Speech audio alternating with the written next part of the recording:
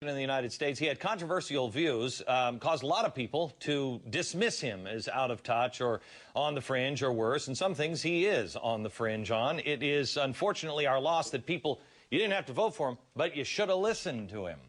I don't agree with Ron Paul on everything, not by a long shot, but one thing I do agree with him on is the economy. And when you look back at this man's economic positions and you see the red flags that he was talking about, I mean, years ago, you've got to give credit where credit is due. Now, what I'm wondering is, have the billions we've spent on the bailouts of Freddie and Fannie and AIG, is that even constitutional? The maverick himself, the actual maverick from the great state of Texas, Congressman Ron Paul. Congressman, help me out on this. Is this constitutional? I mean, I was sitting here watching the bailouts happen. The president's not there. It's just the Treasury Secretary and the Fed. And then a bunch of people are like they're going into a pawn shop. How much you give me for this? I think your suspicions are correct. It's absolutely not constitutional, but the monetary system is unconstitutional, and these problems have been building for decades. So what Treasury did and what the Fed did is unconstitutional. The constitutional role is for Congress to regulate the money and its value, and they're totally neglectful. Well, but they didn't do anything about this. They're just sitting on the sidelines, sitting on their hands. They're saying what Woodrow Wilson helped create of putting the Fed in here. That makes it constitutional. But if I read the Constitution, isn't Congress in charge of the purse strings?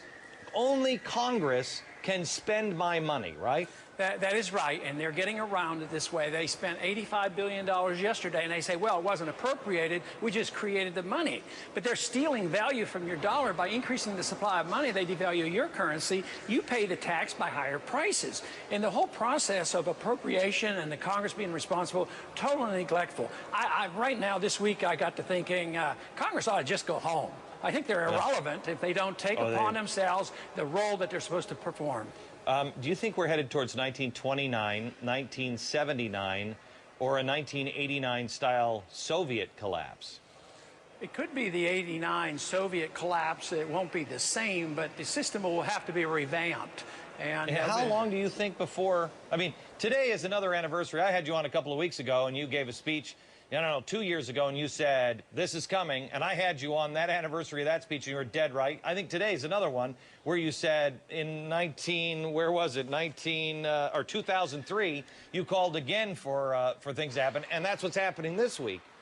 So how long before we see the real ramifications of this? Well, if one understands Austrian economics, you can predict trends, but you can't predict precipitating events. You can tell when the foundation has eroded, and it has eroded. So the precipitating events that causes the panic is an emotional reaction, but the fundamentals are such that we're on the verge of a collapse. It could happen if we do something foolish or stupid or continue to do the things that we're doing today by bailing out everybody any day and nationalize all our industry. Eventually, the world will give up on our dollar. We're still benefiting, believe it or not, with the privilege of issuing the reserve currency of the world. And now, so many people hold the dollar, they're cooperating with us on this fraud, and to the exclusion of the Congress. Congress neglects their responsibility. The Federal Reserve shouldn't even exist under the Constitution. There's no explicit authorization for a central bank, and the Treasury is just complicit in all that we do.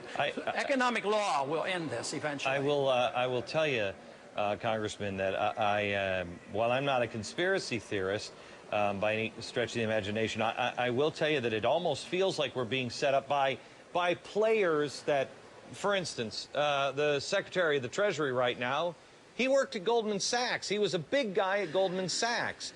All of the players, they all know each other. It's the old boy network here, and they cannot be this stupid to not see what they're doing. Well, I don't have the final answer on that because I'm bewildered by that, too. You see them making a lot of money. They love the system.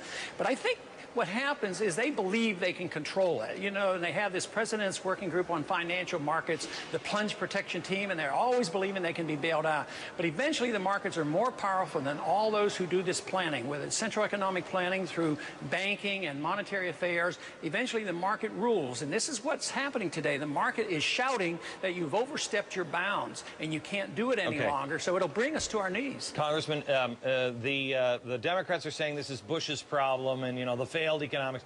The right is screaming this is Congress's problem and the Democrats. I think it's both of their problems, but yet it's so much more than that, because this isn't seemingly getting very much attention connecting these two. Our politicians are saying one thing, but the rest of the news on TV is showing this is a global problem.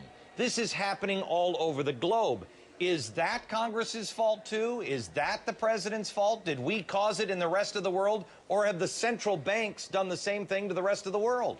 No, the seeds were planted in 1913. They really came to bloom in 1971. It was made worldwide because we have a total fiat currency created by the Bretton Woods breakdown in 71. But the world accepted the dollar as the reserve currency of the world. It literally said you can print your gold as much as you want, so everybody's in bed together. So this idea that if you think the dollar is going down in value, that you can protect yourself by going to the euro or the yen, it's not going to work. Only hard assets will protect you because prices are going up. And the world economy is global. Global economies are good when they're market-driven, but when they're driven artificially by central banks colluding. So it's not just our central bank. All the central banks talk to each other, but we in the Congress can't even audit them. We don't even know this. We can find out more information about the CIA, which is rather secretive, than we can about the Federal Reserve. And just like the other day when they came up with these bailouts, do you think they even consulted Congress? No. Spend $85 billion, and Congress just doesn't do anything. We're nationalizing these industries, and there doesn't seem to be that much concern. Yeah. Well, there is here, Congressman. I'm going to take a quick break. We'll be back with some final thoughts with you in just a minute.